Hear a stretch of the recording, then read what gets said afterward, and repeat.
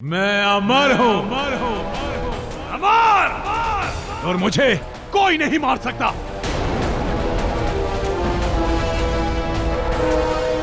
नागमती, अच्छा हुआ तुम स्वयं चली आई मेरे इस यज्ञ की आहुति में मेरा साथ देने। अब तुम तीनों की बलि मैं एक साथ दूंगा, एक साथ। सुरक्षा प्रतीक चिन्ह का उपयोग सिर्फ एक ही बार हो सकता है और यही वो अंतिम मौका है।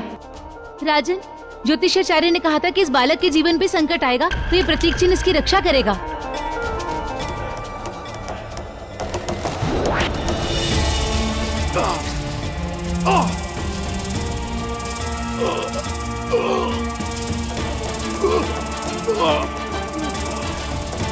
ये तो रुद्रांत की सारी शक्ति इस प्रतीक चिन्ह में समा रही है।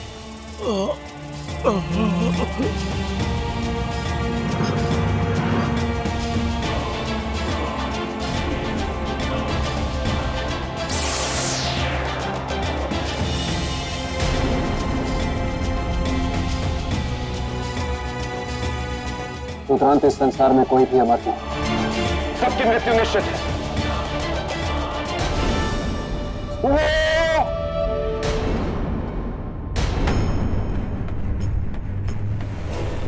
आपके मन का पराक्रम जीत गया, मेरा पराक्रम हार गया।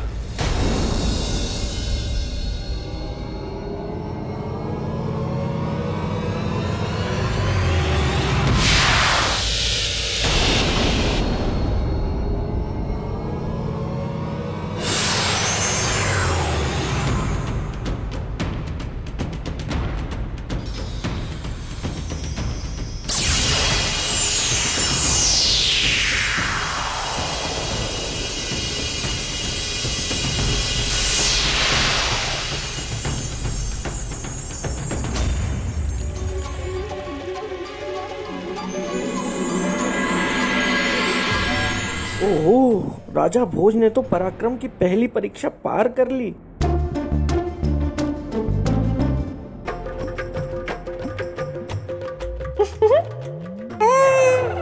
ये क्या है? कितने सुंदर लग रहे हो। दूर रहो मुझसे। तो और क्या करूं?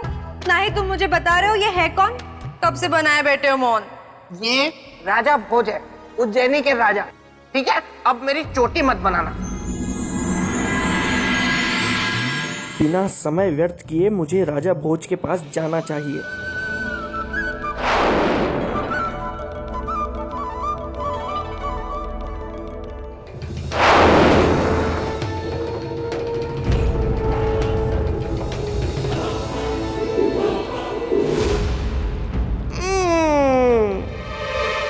राजन, आप फिर से यहाँ इसी गुफा में आ गए। इस संसार में इतनी सुंदर सुंदर अद्भुत जगह हैं, आप वहां भी जा सकते थे, लेकिन नहीं, आपको यहीं आना था, इसी गुफा में, ये पेड़ पौधे पत्तियां फूल और इस कबूतर को देखने। आप एक नन्हे बच्चे की तरह हैं और मेरे मित्र का सिंहासन एक खिलौना है। नहीं बेताल, यह सिंहासन मेरे लिए खिलौना नहीं है, बल्कि मेरी प्रजा के हित के लिए मेरा एकमात्र लक्ष्य है।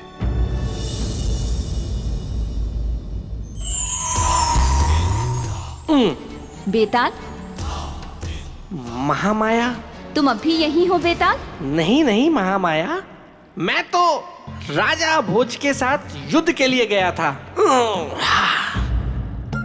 और रुद्रांत से युद्ध में मैंने राजा भोज की बहुत सहायता की। बहुत अच्छा किया बेताल। अब एक और अच्छा कार्य करो, बोलिए। यहाँ से प्रेत भूमि लौट जाओ। मैं कुछ नहीं बोलूंगा इसके बाद। ठीक है, तुम एक भी शब्द नहीं बोलोगे बेताल।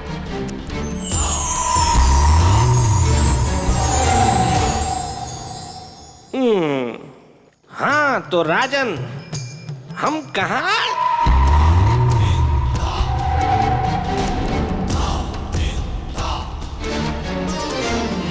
तो बताइए राजन, कौन सी बड़ी है, तन की शक्ति या मन की शक्ति? राजन, आप महापराक्रमी हैं, महान राजा हैं। मैं आपसे बहुत प्रसन्न हूँ। मेरी और आपकी कोई शत्रुता नहीं है। वो तो मेरे मित्र के सिंहासन पे कोई ऐसा वैसा राजा नहीं बैठना चाहिए, इस बात की चिंता मुझे सताती रहती है। परंतु जिस तरह आपने रुद्रांत के साथ युद्ध किया और नागमती के पुत्र की रक्षा की, मैं आपसे बहुत प्रभावित हो गया हूं। और अब मैं चाहता हूं कि आप मेरे मित्र के सिंहासन पर बैठें। इसके लिए आपको प्रश्न का सही उत्तर देना है, और सही उत्तर है तन की शक्ति। बेताल, क्या समझा रहे हो राजा भोज को? कुछ नहीं मामा, मैं तो इन्हें समझा रहा था कि इन्हें प्रश्न का उत्तर सोच समझ के देना है। बेताल, ये मत भूलो कि तुम सम्राट विक्रमादित्य के परम मित्र हो, इसलिए हम तुम्हें कुछ नहीं कहते, किंतु तुम्हें अपनी सीमाएं नहीं भूलनी चाहिए। क्षमा देवी क्षमा, मैं भावनाओं में बह गया, इसीलिए ये कह गया। अब नहीं कहूंगा, अब चुप रहूंगा। तो बताइए राजा, कौन सी बड़ी है, तन की शक्ति या मन की शक्ति? देवी, मेरे विचार से मन की शक्ति सर्वोपरि होती है। अति उत्तम। राजन, अब आप सिंहासन की अगली सीढ़ी की ओर बढ़ सकते हैं।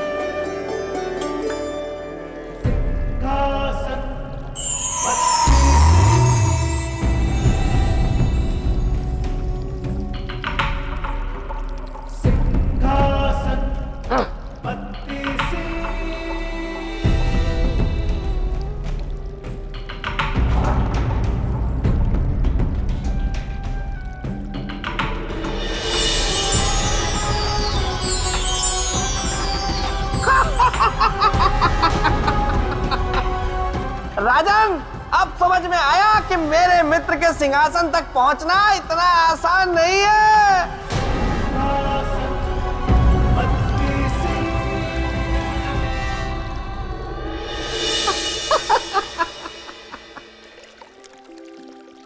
बेताल, मैं जानता हूं ये एक साधारण सिंहासन नहीं है। तुम्हारे मित्र चक्रवर्ती सम्राट विक्रमादित्य का असाधारण सिंहासन है। वही तो। और इस तक पहुंचने के लिए मुझे और भी कठिन परीक्षाएं देनी होंगी। तो और मैं क्या कह रहा हूं?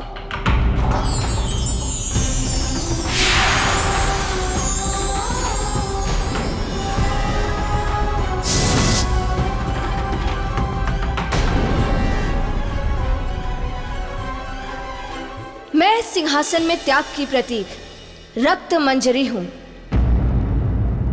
प्रणाम देवी। राजा भोज का आपको प्रणाम।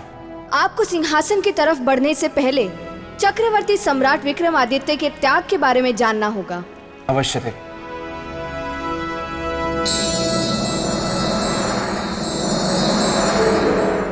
प्रणाम प्रणाम देवी, मैं बेताल। क्षमा कीजिएगा, लेकिन देवी, मेरे मित्र के त्याग की कथा इन्हें सुनाकर क्या फायदा, और कोई आवश्यकता भी नहीं है। आप इन्हें साफ साफ कह दीजिए ना कि इनमें मेरे मित्र के सिंहासन पर बैठने की योग्यता नहीं है। बेताल, हमें क्या करना है और क्या नहीं, ये आपको बताने की आवश्यकता नहीं है। पर सिंहासन तो मेरे मित्र का है ना। किंतु बना तो हम 32 पुतलियों से ही है ना। हाँ, वो भी है। इसलिए आप शांत रहिए। हाँ तो राजन, मैं आपको राजा विक्रमादित्य की त्याग की कहानी सुना रही थी। एक दिन विक्रमादित्य की पत्नी चित्रलेखा उनका चित्र बना रही थी।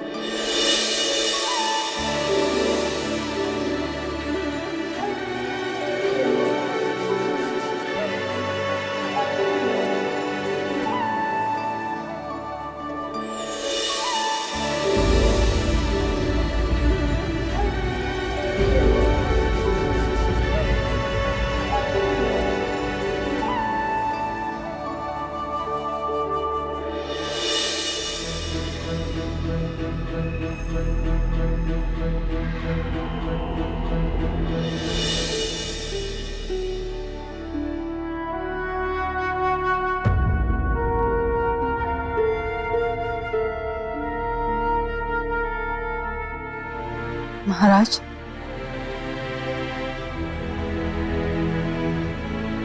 आप विश्राम के समय में भी हमें समय नहीं दे रहे। क्या आप नहीं चाहते कि हम आपका यादगार एक और अमर चित्र बनाएं? महारानी चित्रलेखा, ये आप क्या कह रही हैं? हम आपको समय नहीं दे रहे। हम तो पिछले एक पहर से आपके सामने ही हैं। हाँ, पर आपका मन तो यहाँ नहीं है।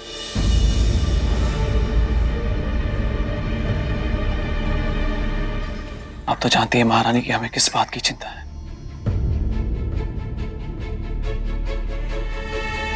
कहीं हमारी प्रजा को कोई नुकसान ना हो जाए। और महाराज, आपकी प्रजा सुखी है। अच्छा, अब आप अपना हाथ लाइए और बिल्कुल वैसे खड़े हो जाइए जैसे आप खड़े थे। लोगों को किसी भी चीज की कोई कमी नहीं है। पूरे राज्य में शांति है। और हाँ, अब आप अपनी स्थिति जब तक नहीं बदलेंगे जब तक कि हम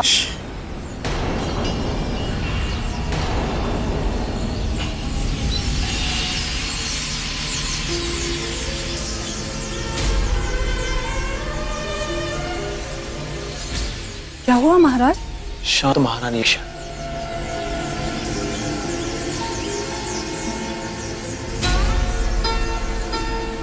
आपको कोई आवाज सुनाई दे रही? नहीं तो महाराज, हमें तो कुछ सुनाई नहीं दे रहा।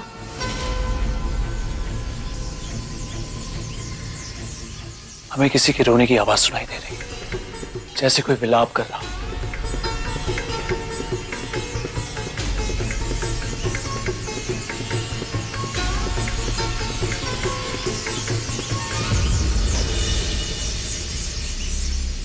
कोई तो दुख में है महारानी। पक्षियों के विलाप का स्वर है, उनके रोने की आवाज।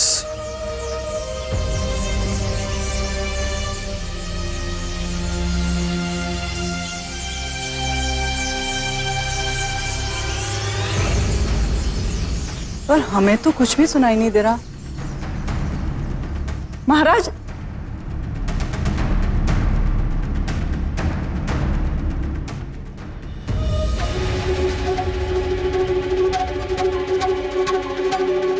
महाराज, महाराज! देखा राजन, इसे कहते हैं राजा, जो अपनी प्रजा की चिंता में किसी के रोकने से ना रुके। देवी, अगर आपकी आज्ञा हो तो आगे की कहानी मैं सुनाऊं? धन्यवाद। बेताल, आपका स्वभाव अब तक नहीं बदला। पहले भी आप उत्पात मचाते थे और अब भी। अच्छा, नहीं देवी, मैं तो प्रार्थना कर रहा हूँ। मेरे मित्र की कथा है ना, इसीलिए। ठीक है बेताल, सुनाओ। तो राजन, हुआ यूं कि एक बार जब मेरे मित्र विक्रमादित्य छोटे थे तो उन्होंने देखा कि उनके घर में एक बिल्ली दूध पी रही थी और पूरा पतीला चाट गई। बेताल! क्षमा देवी, क्षमा, मैं भावनाओं में बह गया, इसलिए ये कह गया।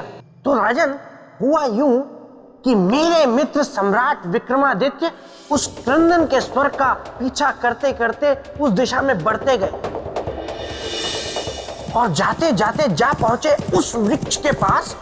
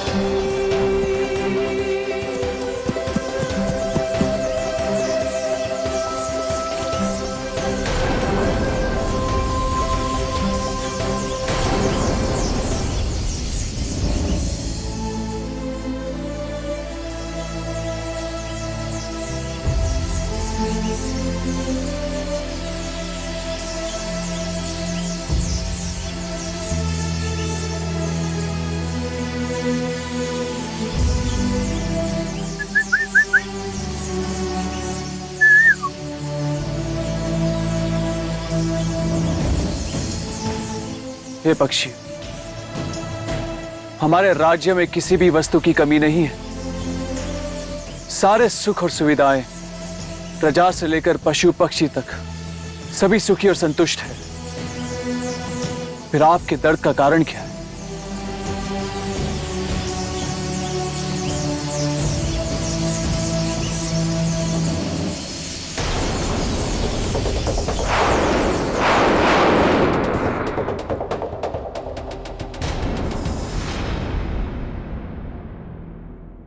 प्रणाम ऋषिगण।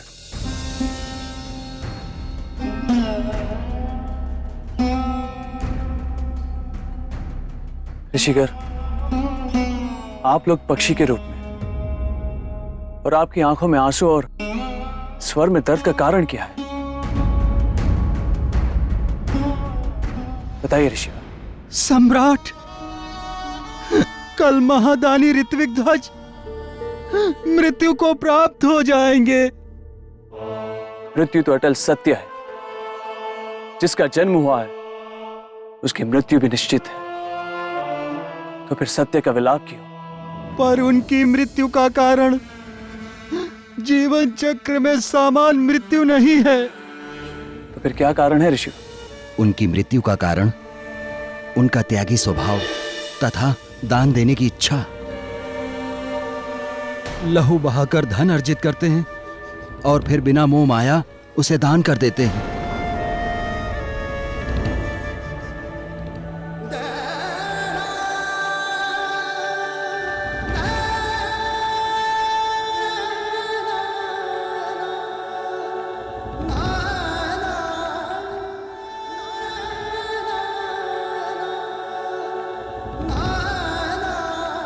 ऐसे त्यागी दानवीर की कल मृत्यु हो जाएगी, उसी का दुख है। किंतु ऋषि, इतने कष्ट सहकर अर्जित किए हुए धन को ऋत्विक ध्वज दान क्यों कर देते हैं? उनके इस त्याग का कारण क्या है? चक्रवर्ती सम्राट, सच्चा दान वो होता है जो कष्ट सहकर और परिश्रम से प्राप्त हुए धन को किया जाता है। रखे हुए धन का दान सही अर्थों में दान नहीं होता। ऐसे सर्वश्रेष्ठ त्यागी के हाथों दान लेने का सौभाग्य कल के बाद सदा सदा के लिए छिन जाएगा।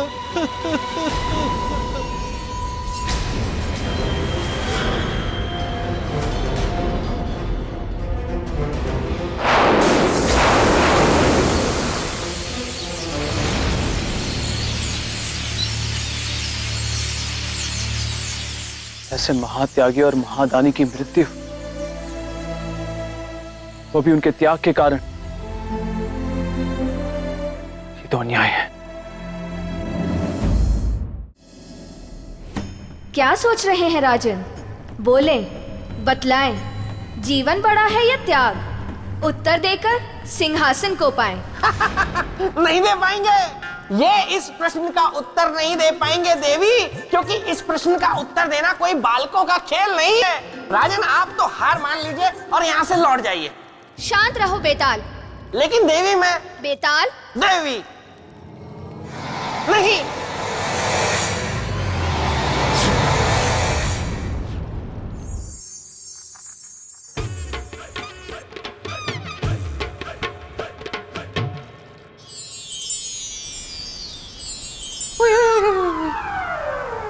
बेताल अभी तक नहीं आया। गोलू, गोलू,